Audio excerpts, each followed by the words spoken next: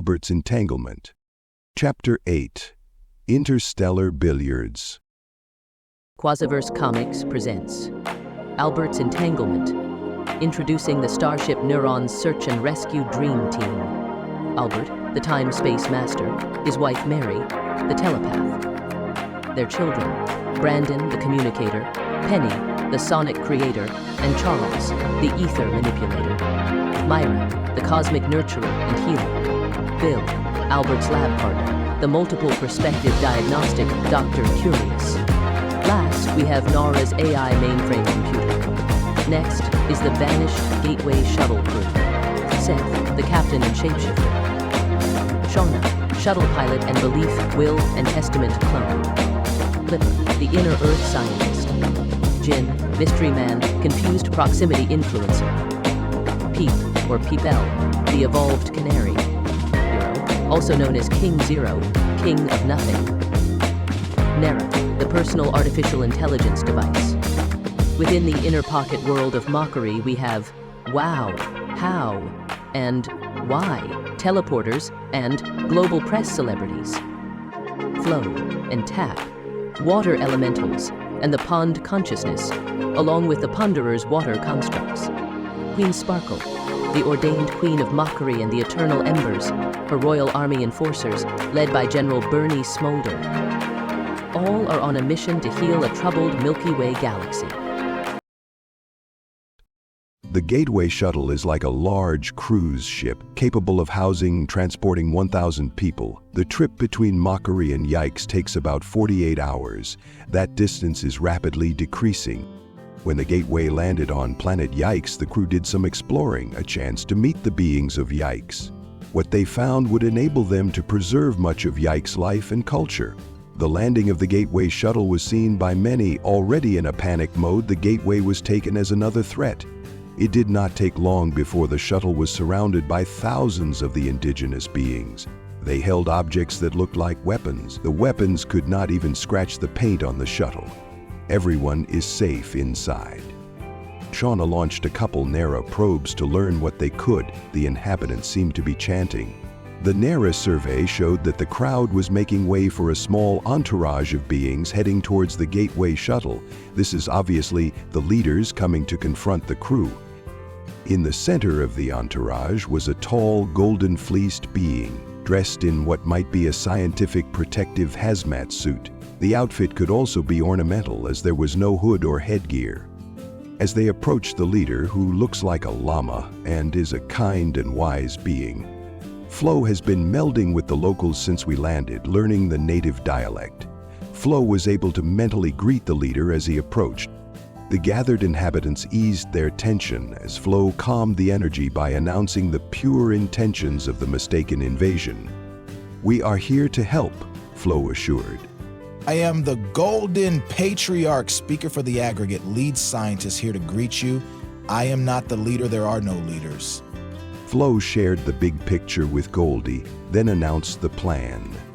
"We need a volunteer from your planet to go with WoW as he teleports back to Mockery. This is very risky as it has never been done. If successful, we can save a larger percentage of you." From out of the crowd, Wobble, a brave spirit, came forward, offering to teleport with WoW. Wobble speaks out. "We must do something, take risk. I do not fully comprehend what is needed, but I am ready for anything." WoW welcomed Wobble while enticing the crowd to encourage their new hero. Place your positive support and intentions for Wobble. This will help to ensure our success.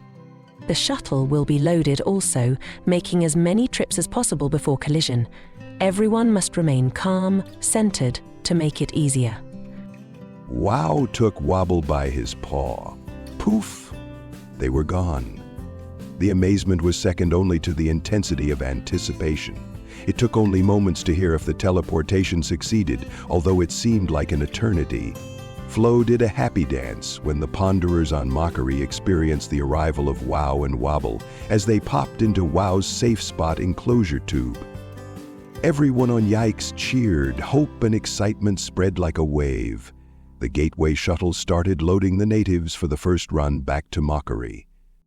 Meanwhile, back in Mockery, Up to this point, the beings of Mockery have not been informed about the coming collision or the fate of Mockery. The Ponderers kept the coming disasters quiet, while would bring the news to the inner world. When the Gateway returned to Mockery on their first trip, Wow was ready with hundreds of his fellow beings, ready to help with the Yikes rescue. Zero was on a different mission than his crewmates. He was busy setting up the Crown Collective and mentoring the Royal Cabinet. An attempt to introduce the concept of law to the Crown, Zero taught all the variants of law as well. Most of Mockery already practiced individual law, making community laws unnecessary. If the Crown did nothing about law, Mockery would be better off. The full cycle lesson about law brings you back to individual natural law. The new laws complicated life for most everyone, but greatly benefited a few. Laws, codes, rules, regulations, policies, mandates, decrees, requirements are at best suggestions. They are also tools for bullying, pirating, capturing, controlling, and limiting. It is up to one's intention as to how law is used.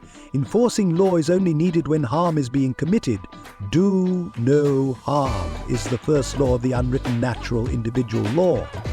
There are 4 branches needed to enforce or force the law on the unsuspecting community. Policing is only needed for those that cannot police themselves. Policing is the first branch of the enforcement process. This is a good thing until the lawmakers want policies in force that do not bring harm.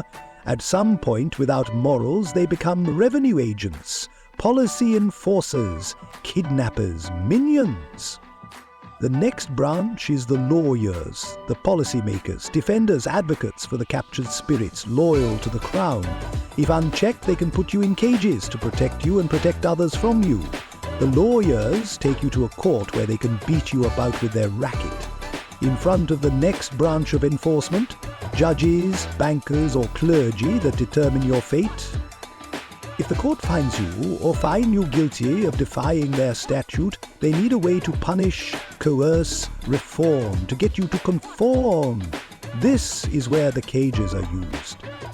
All these enforcement strategies are needed to replace self-governing.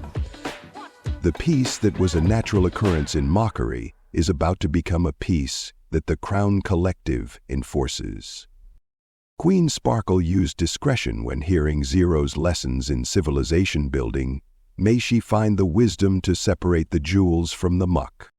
Back at the starship Neuron, Albert's soul group witnessed secondhand the rescue of Yikes. The biggest question being researched is how to deflect Mockery to the desired path. Avoiding the star-creating nebula that could fry Mockery, the sweet spot and angles have already been calculated. The orbit of Yikes needs to be slightly altered to strike Mockery just right. What will it take to move a planet? Albert's family is joining him in isolation. The entanglement with the Ponderers does not appear to cause harm. In fact, the mingling with the pond brings one closer to source creation. It is still a large decision. Choosing this path cannot infringe on others' free choice. This family is used to exploring new realities. This merging with the pond is another adventure. Myra will remain behind to monitor from a distance. She will lead the research project from the starship. There is much to do. As the rescue of Yikes continues, the masterminds work on the deflection of Mockery. This monumental task needs a solution now. Theories are submitted by the greatest scientist known. The main theory is using an active volcano on Yikes as a booster to blast the planet in the direction needed to alter the path of Mockery. This will only work if the volcano is intensified and implode instead of exploding. The angles and timing are crucial.